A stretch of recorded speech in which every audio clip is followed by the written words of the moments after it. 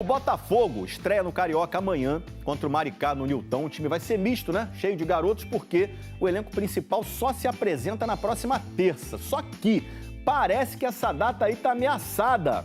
Quem tá sabendo de tudo é a Camila Barbieri e vai explicar pra gente. Tudo bem, Camila? Boa tarde.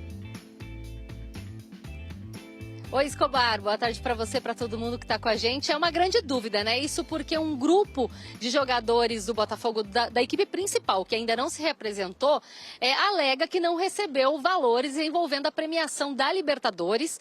Também 13º e férias estariam atrasados, né? Então, por conta disso, eles alegam que se essa situação não for resolvida até a data da representação, que é o dia 14, pode ser que eles não se reapresentem. Então, tem toda essa história aí rolando nos bastidores do Botafogo.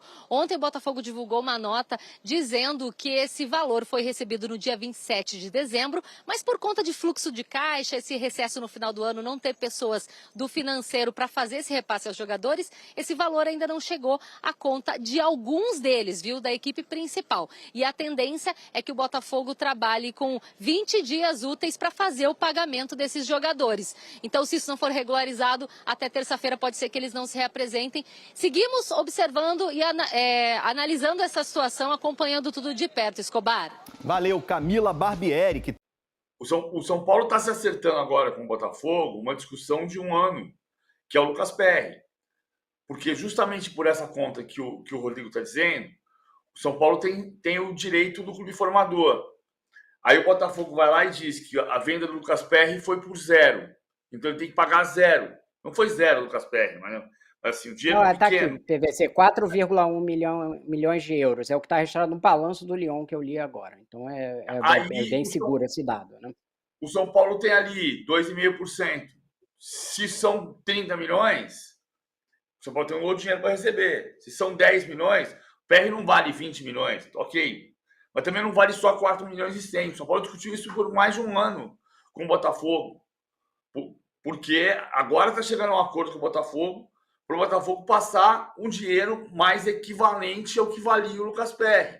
Porque você registra por 4 milhões e 100 e você vai passar o equivalente de direito de clube formador para o clube formador. Então você está burlando o fair play na França e está trapaceando, entre aspas, o clube aqui no Brasil. Outra coisa, o Fluminense não vai falar isso publicamente agora, mas o Fluminense foi consultar o Udinese sobre o direito de clube formador da venda do Matheus Martins, da Udinese para o Botafogo. Ô, Udinese, vem cá, cadê o meu dinheiro? Aí o Udinese respondeu, mas eu não recebi do Botafogo, como é que eu vou pagar você? Que é o que está acontecendo hoje, né? Sim, estamos discutindo um dia em que se discutiu arduamente se o Botafogo ficou devendo 13º, férias e premiação, e o Botafogo respondeu que está devendo só premiação. Mas tem muita gente reclamando do Botafogo que está devendo dinheiro. Luiz Castro, Bruno Lage, dizem que o Botafogo ainda está devendo dinheiro. O nosso colega Bruno Andrade já tinha publicado uma informação sobre isso, né? Que tinha algumas coisas. No passado eu publiquei uma informação sobre os agentes que também não recebiam as comissões nas transações. Mas a questão dessa é que hoje você não tem uma regra da FIFA para esse tipo de grupo de clubes. Não tem uma regra geral, que a FIFA controla as transferências. É uma lacuna hoje em dia na legislação. Eu fui procurar outra. Então, mas... A UEFA, por exemplo, tem uma previsão ali, só para complementar, Mafini, tem uma previsão de valor justo pela transferência. Só que ela não regula transferência necessariamente, ela não vai bloquear uma transferência. Então, como que se estabelece? Como que se estabelece isso? Eu não sei se você lembra, a gente falou aqui sobre isso. O Bahia, por exemplo, tem uma política disso. Ele põe um terceiro para avaliar. Para avaliar qual o valor quando você tem uma transação dos clubes do grupo. Porque senão vai causando essas distorções. Porque o mercado de transferências não pode ser assim, eu decidi que, como são 2 clubes iguais, eu decido aqui o preço e aí quem tem lá para ganhar, que se dane. Né? Quem tem para ganhar uma fatia dessa negociação. O que eu queria colocar aqui para vocês é o que nós, enquanto Brasil, em termos de lei da SAF, podemos fazer para impedir esse tipo de situação. Nada. Então, Não, vamos por partes. Aí eu vou entrar num negócio, o Rodrigo pode perfeitamente discordar de mim. A gente, às vezes, está colocando toda a culpa na SAF.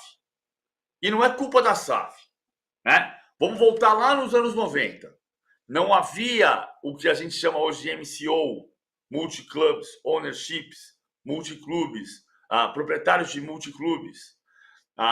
Mas havia um período em que a Parmalat era sócia do Palmeiras, do Peñarol, do Boca Juniors, do Videoton da Hungria, do Benfica e do Parma. E ela pegava o Alex e mandava para o Parma. Esse problema ele não se expandiu porque o processo da Parmalat morreu quando a Parmalat quebrou. Podia ter esse problema que está vendo hoje. E veja, em 2005, nem o Benfica era SAD. Então não é um ponto da SAF. SAF, vai ter SAF que vai quebrar, vai ter SAF que vai ser um sucesso, vai ter SAF que vai ser campeã e que depois vai ser rebaixada, vai ter SAF que vai ser rebaixada e depois vai ser vendida e vai se recuperar, como na Espanha, como em Portugal. Isso vai acontecer, esse sobe e desce que também existe entre os clubes. A questão dessa legislação dos multiclubes ownerships, dos MCOs, é uma coisa que tem que ser disciplinada globalmente. Então, não é a lei da SAF que tem que resolver isso. Porque nós estamos falando de um processo em que o Botafogo vende um jogador para o Lyon e diz que o jogador vale 0 ou vale 4, quando na verdade ele vale 12. Então, quem tem que conseguir disciplinar isso de alguma forma, e não é fácil disciplinar, e é uma coisa que poderia ter acontecido há 30 anos, mas que está acontecendo agora, é a FIFA que tem que conseguir criar alguma regra, e a UEFA, e a Conmebol, para os multiclubes ownerships, não para SAFs. Não, Marcelo, concordo plenamente com isso. você tem um medidor que é o transfer market, que pode não ser tão real assim, mas, enfim, talvez as entidades tenham que criar com critérios um medidor para, com critérios, avaliar os valores, né? Acho que poderia ser por aí, né, Rodrigo? Já existe esse conceito no mercado do valor justo. É isso que eu estou falando. Na legislação de licenciamento de clubes da UEFA, por exemplo, é citado como questão do valor justo que você tem pela transferência. E muito se fala que, já dentro de MCOs, que funcionam de uma outra forma, de que você tenha esse critério de valor justo para você fazer alguma medição do que vai valer aquele jogador. Porque senão o jogador vira um ativo financeiro. Você pode ficar jogando dinheiro para lá e para cá, justificando com a transação do jogador. O futebol não é para isso. Né? Transação de jogador é para justificativa esportiva. Olha, esse jogador vale tanto. Claro, vai ter assim, e o Fabrício Bruno vale X ou Y, sabe? Sei lá, essas discussões de torcedor às vezes. Claro que vai ter alguma variação, mas não pode ser uma distorção muito grande. Você comprar um jogador por 22 milhões de dólares e emprestar ele de graça para outro clube.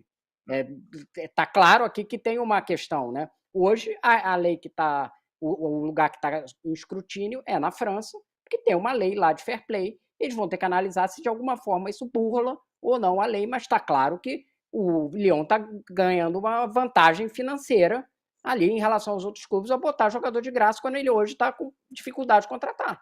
Então, o clube que ameaçado de rebaixamento vai ganhar um jogador de 22 milhões de dólares de graça. Pois é, essa é uma ótima discussão e a gente segue no pé desta conversa, dessa discussão globalizada a respeito do tema. Você que está no YouTube, deixa aí a sua opinião. Você que está com a gente na TV UOL, fique conosco. Temos outros temas, a dívida do Galo que subiu e também o Flamengo vai faltar dinheiro aí porque foram proibidas as vendas das cadeiras cativas. Então, vamos fazer o seguinte, vamos fazer uma parada, a gente segue na volta com o próximo tema. Eu fico com a turma no YouTube que tem umas mensagens divertidas, interessantes, eu diria. Vamos lá. Então é isso. Aqui no YouTube, a galera falando o seguinte: só o Passos dizendo, não tem autoridade fiscal no Brasil para fiscalizar essas transações nebulosas. Cadê o COAF? Não é evasão de divisas? Confesso, PVC, que aí é uma coisa que eu não sei, acho que não, né? O COAF tem alguma coisa a ver com isso? Talvez até tenha, mas a gente tem que discutir o FOAF da França também. Porque nós estamos falando Certo. desse mundo que o jogador sai do Brasil e vai para a França, assim como sai da França e vem para o Brasil. É uma coisa que é muito doida. O Rodrigo acabou de dar o exemplo do Almada.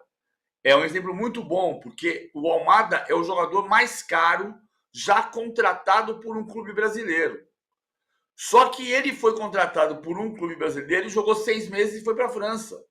Na prática, a gente sabe que ele não foi contratado Ainda por um não clube foi, né? brasileiro. Ainda Exatamente, não está foi, né, indo para a Pedro? França.